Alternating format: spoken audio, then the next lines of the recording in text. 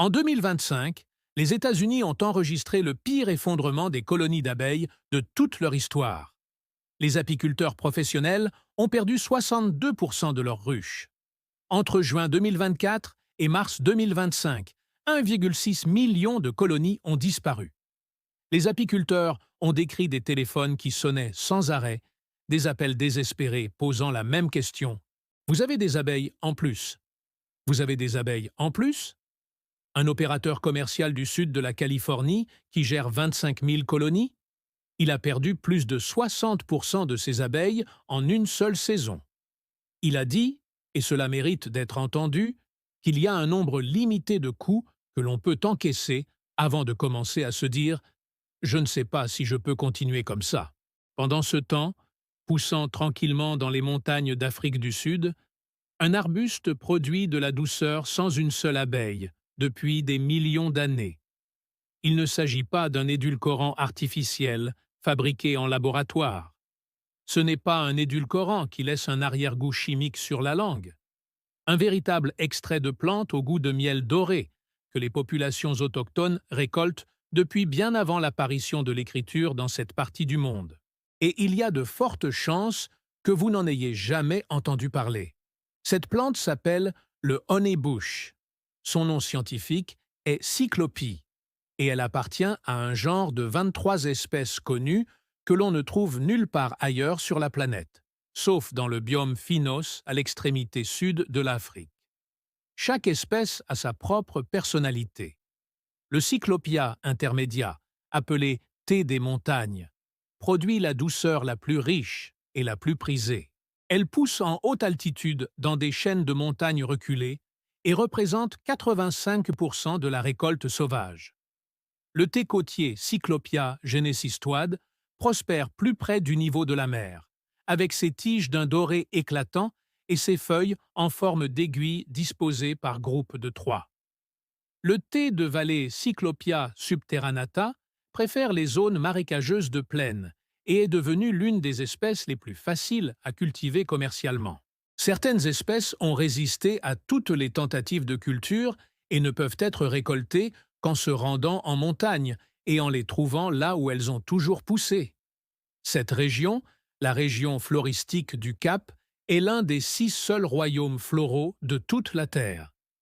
Pour mettre les choses en perspective, l'Amérique du Nord, l'Europe et l'Asie du Nord réunies ne forment qu'un seul royaume floral. Ce petit tronçon de littoral sud-africain constitue un véritable royaume à lui seul, abritant une densité d'espèces végétales par kilomètre carré que presque partout ailleurs dans le monde. Et là, au cœur de ce paysage extraordinaire, pousse un arbuste ligneux aux fleurs jaunes vifs qui dégage un parfum indubitable de miel dès qu'on froisse une feuille entre les doigts. Infusez ces tiges et vous aurez le goût du miel. Transformez ces fleurs et ces feuilles en un sirop concentré et vous obtiendrez un liquide doré qui remplace directement le miel dans toutes les recettes imaginables. Cette plante a été mentionnée pour la première fois dans la littérature botanique en 1705. Cela fait plus de 300 ans. Elle figure dans les archives scientifiques, ses propriétés étant connues et décrites depuis plus longtemps que les États-Unis n'existent en tant que pays. Et pourtant, si vous entrez dans n'importe quelle épicerie d'Amérique du Nord, d'Europe ou d'Asie, vous ne trouverez presque certainement pas un seul pot de sirop de miel sur aucune étagère.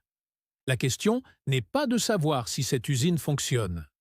La question est de savoir pourquoi le monde l'a oublié. Et la réponse repose sur des connaissances autochtones qui ont été rejetées.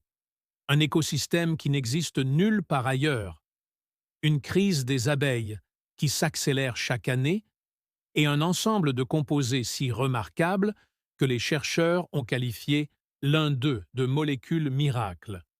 Pour comprendre ce qu'est réellement le honeybush, il faut comprendre le monde dont il est originaire.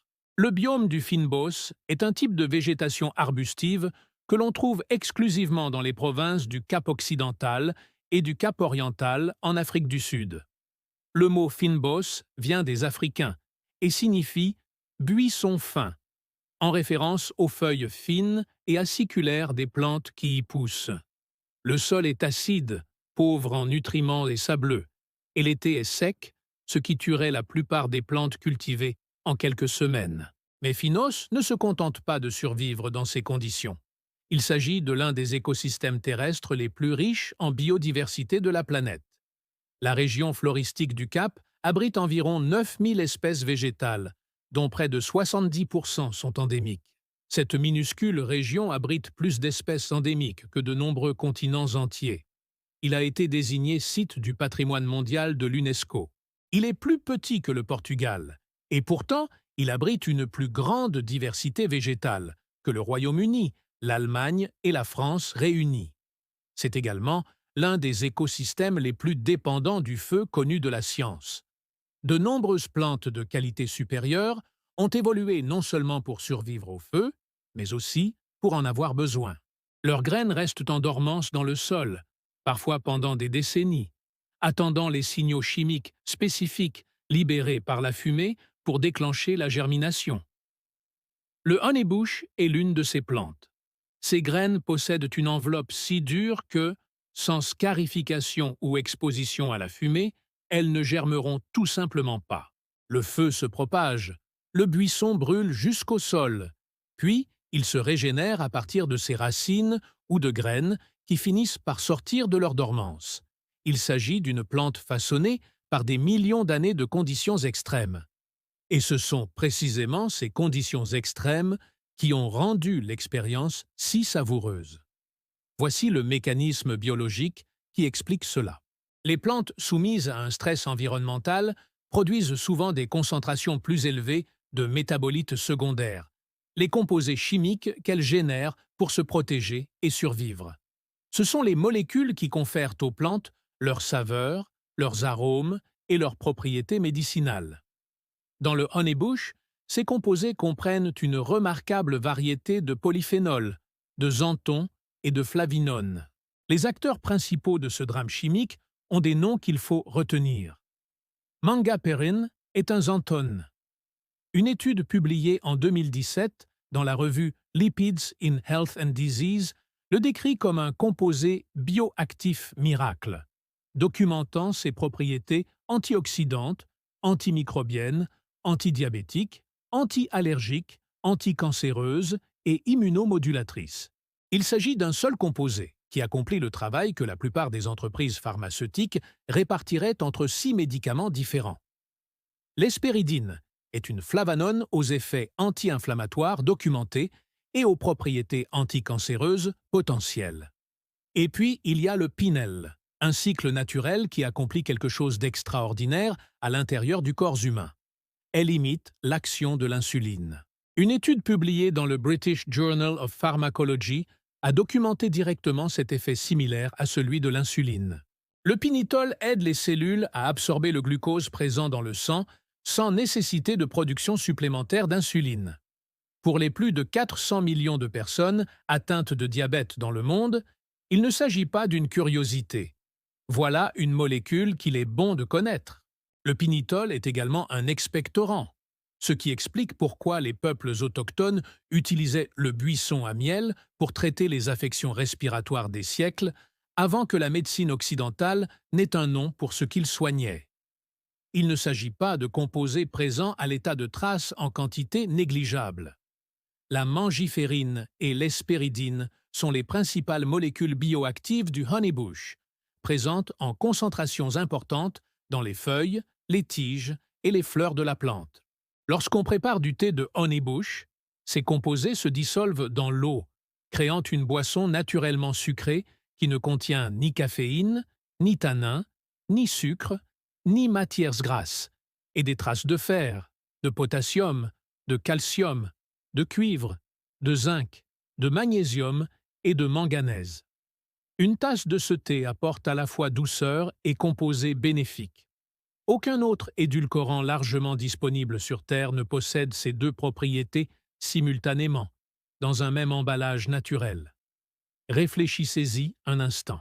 Tous les autres édulcorants que vous connaissez apportent soit des calories vides comme le sucre, soit une saveur sucrée grâce à des additifs chimiques douteux comme les édulcorants artificiels, soit une saveur sucrée avec certains avantages, mais un impact significatif sur l'apport en sucre comme le miel.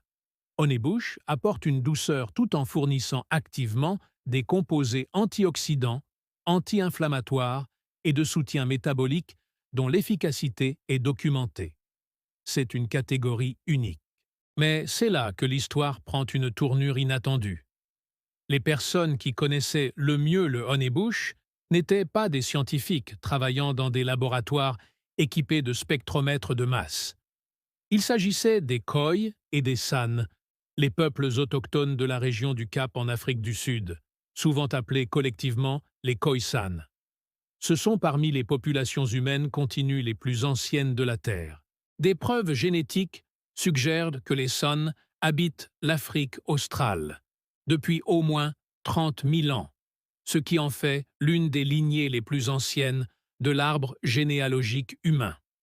Pendant des siècles, voire des millénaires, ils ont récolté le honeybush dans les peuplements sauvages des montagnes.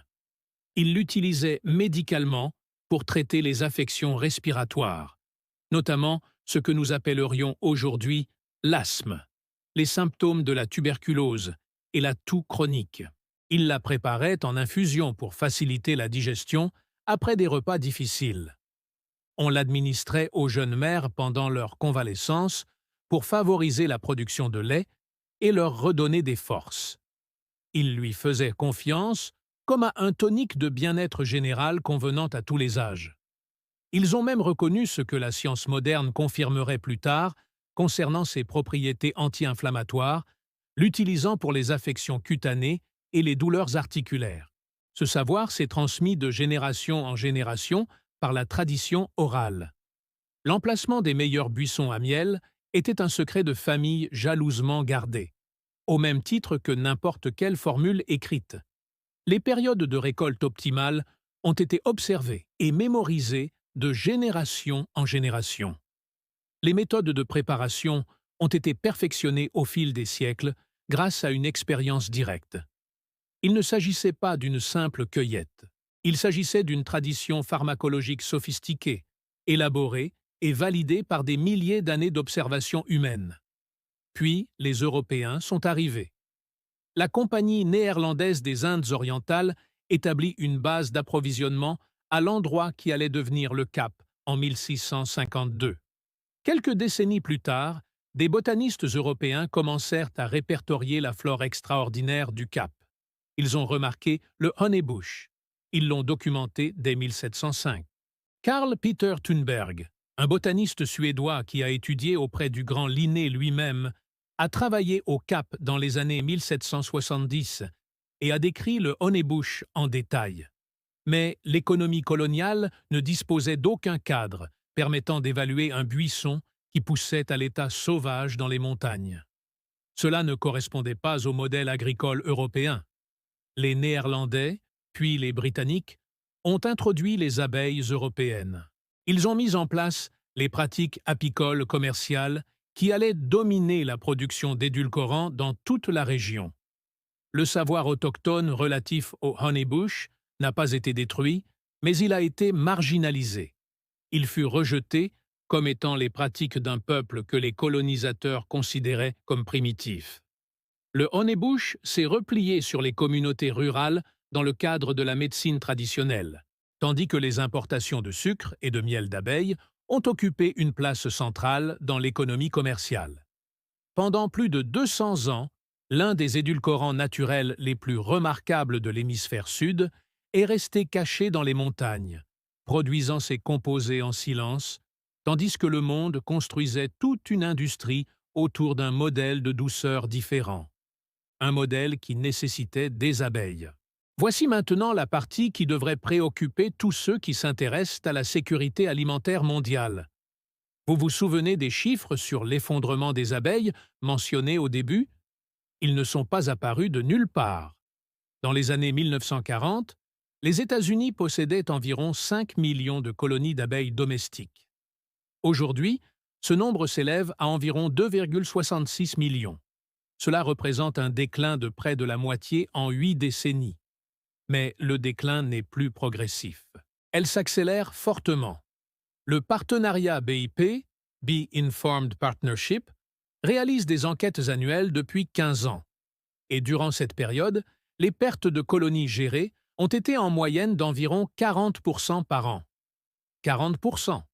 Avant l'apparition du syndrome d'effondrement des colonies en 2006, les apiculteurs considéraient une perte annuelle de 15 à 20% comme acceptable. Nous fonctionnons à un rythme 2 à 3 fois supérieur depuis une quinzaine d'années. Les apiculteurs remplacent les colonies disparues par la division et l'achat d'individus, de sorte que la population totale oscille au lieu de simplement diminuer. Mais le taux de remplacement devient de plus en plus coûteux et difficile à maintenir. En 2025, la situation est devenue une véritable urgence.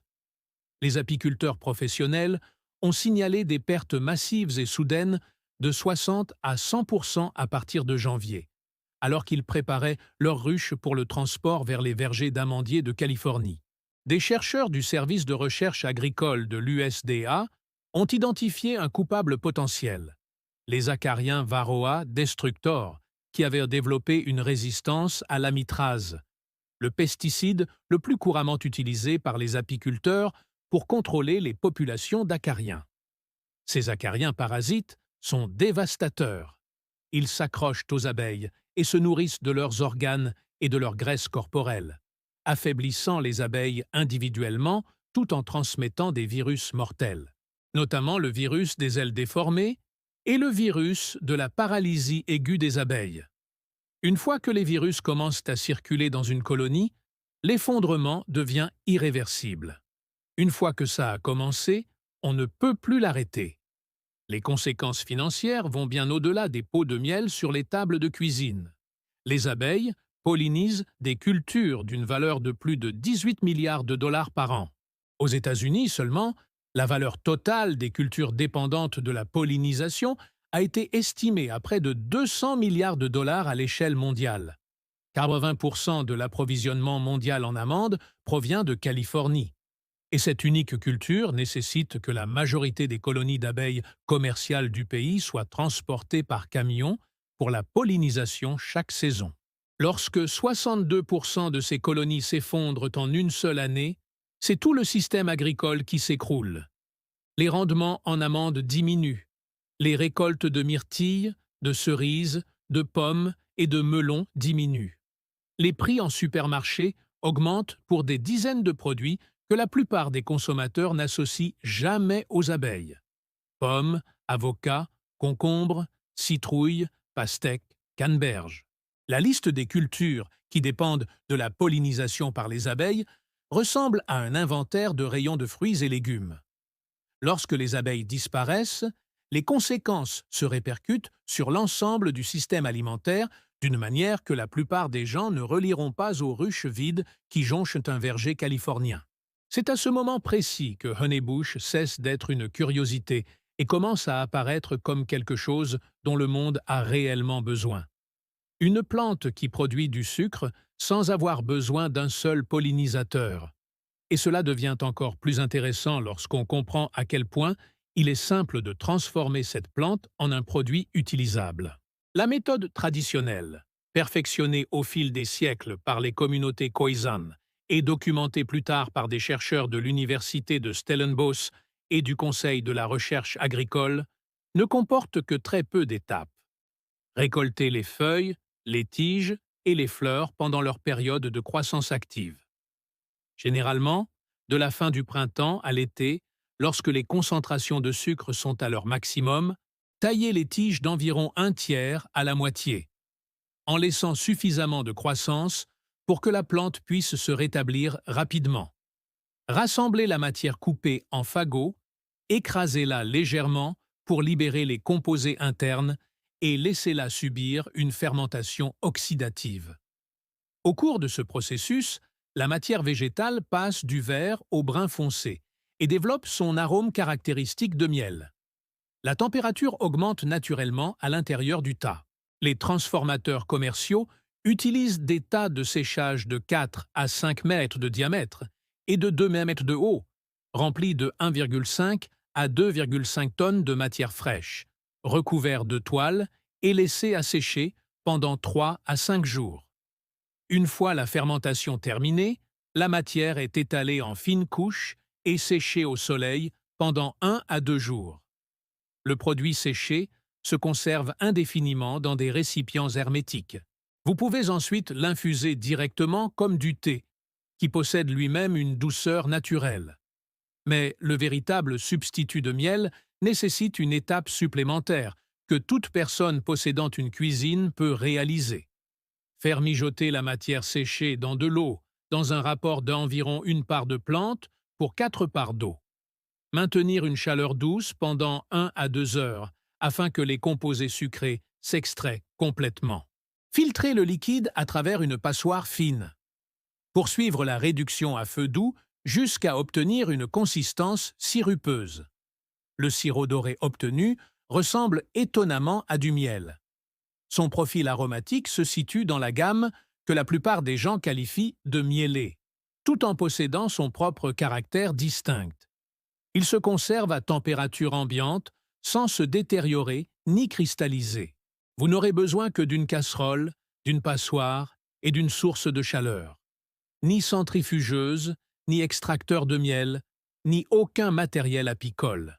Je tiens à être précis, car, sur cette chaîne, l'exactitude compte plus que le sensationnalisme.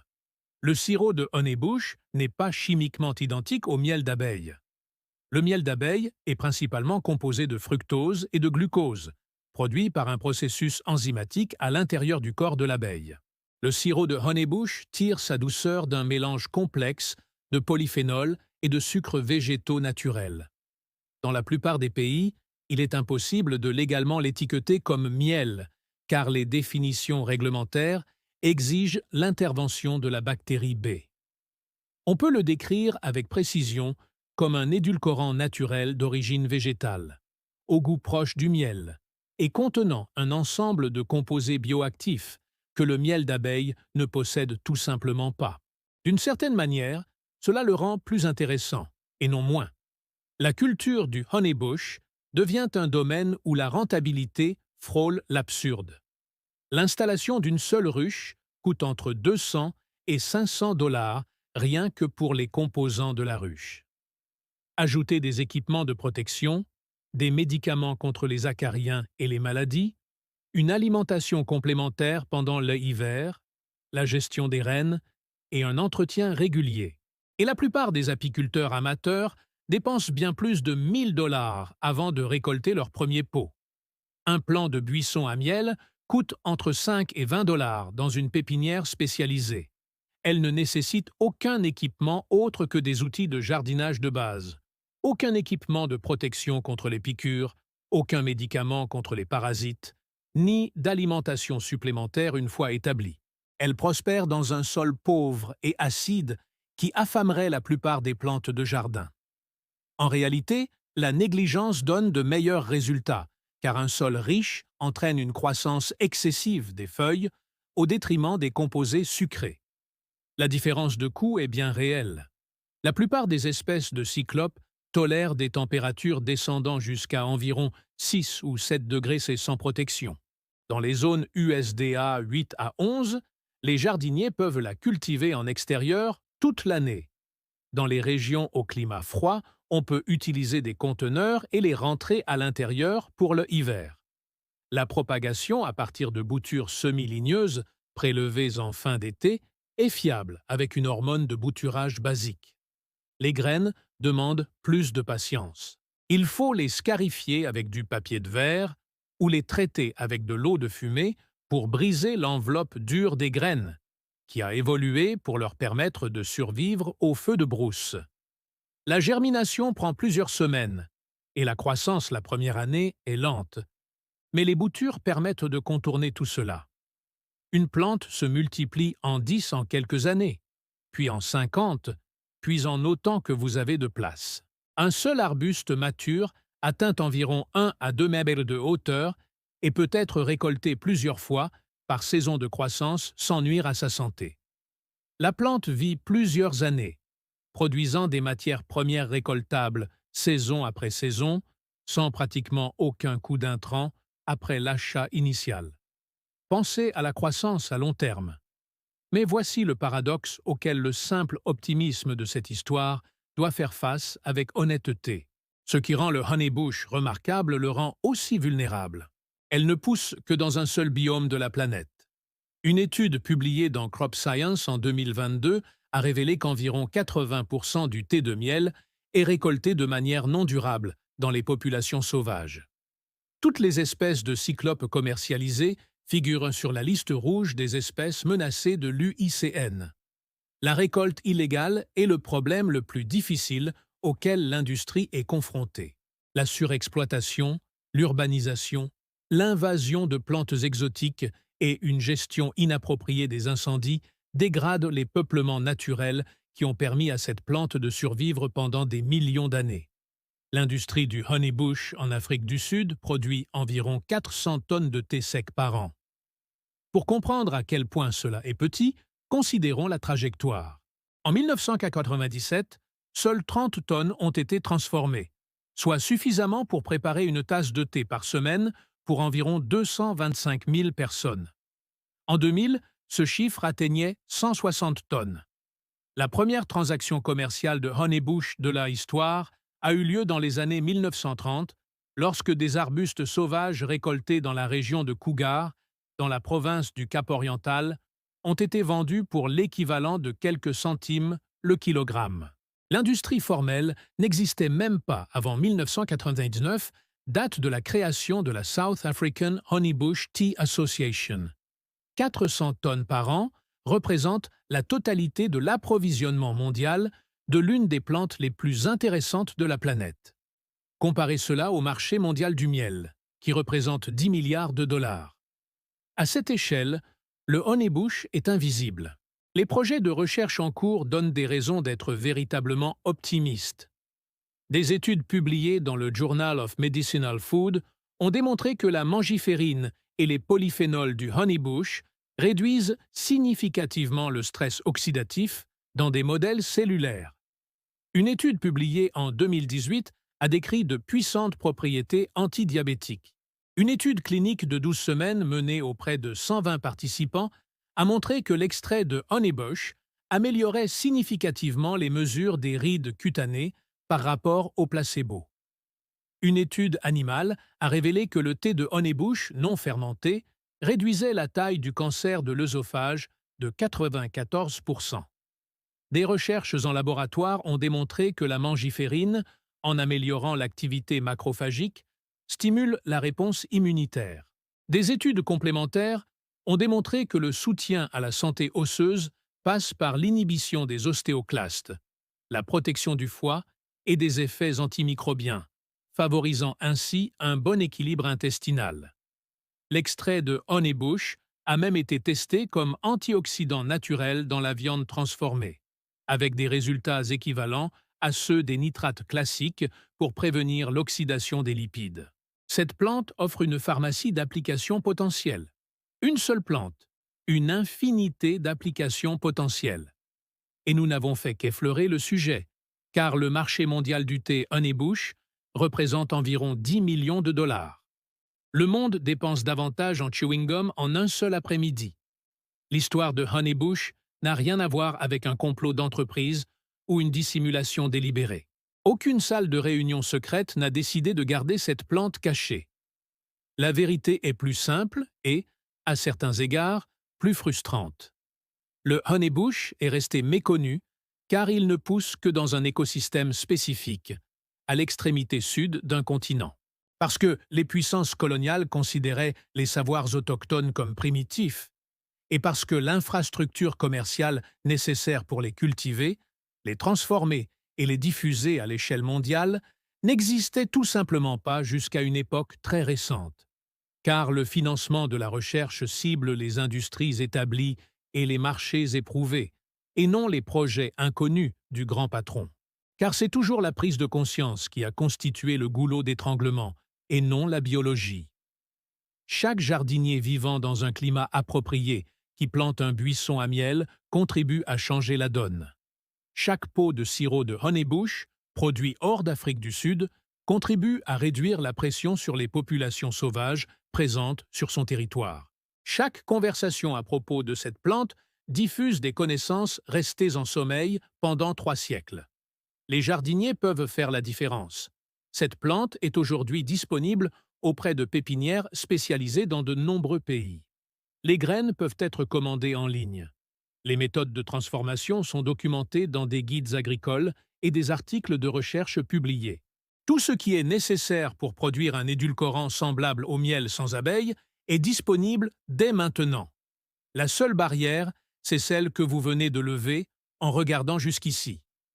Réfléchissez à ce que cela signifie dans un contexte plus large. Le monde s'éloigne rapidement et de toute urgence de sa dépendance à l'égard de chaînes d'approvisionnement fragiles. Les populations d'abeilles s'effondrent. La consommation de sucre est liée à des niveaux épidémiques de diabète et d'obésité. Les édulcorants artificiels font face à un scepticisme croissant des consommateurs. Par ailleurs, une plante qui produit une douceur naturelle riche en composés bénéfiques ne nécessite presque aucune ressource pour sa culture et peut être cultivée par quiconque possède un petit lopin de terre acide. Et les connaissances de base en jardinage étaient déjà présentes dans la littérature scientifique bien avant le début de la révolution industrielle. Le fossé entre ce qui existe et ce que les gens en savent est stupéfiant. Il reste un dernier détail sur lequel il convient de s'attarder. Lors de la crise apicole de 2025, alors que 1,6 million de colonies disparaissaient et que les apiculteurs décrivaient ces pertes comme potentiellement fatales pour l'ensemble de leur secteur, un dirigeant du secteur a été interrogé sur ce qui se passerait si ces pertes se poursuivaient à ce rythme. La réponse était directe. Si nous subissons une autre perte importante dans un avenir proche, je ne sais pas si le secteur pourra survivre. 5 millions de colonies dans les années 1940, 2,66 millions aujourd'hui, soit 62% disparus en une seule saison. La trajectoire parle d'elle-même. Les alternatives sont rares, mais l'une d'elles pousse dans les montagnes d'Afrique du Sud depuis des millions d'années, produisant une douceur pendant que le monde détournait le regard. 321 ans dans les archives scientifiques, des milliers d'années dans la mémoire des populations autochtones, 23 espèces, un biome extraordinaire. Aucune abeille requise. Les connaissances sont disponibles. La plante attend. La suite des événements dépend entièrement de qui y prête attention. Si vous avez trouvé cette histoire aussi remarquable que nous, abonnez-vous à Chronoal et activez les notifications pour ne jamais manquer nos prochaines révélations.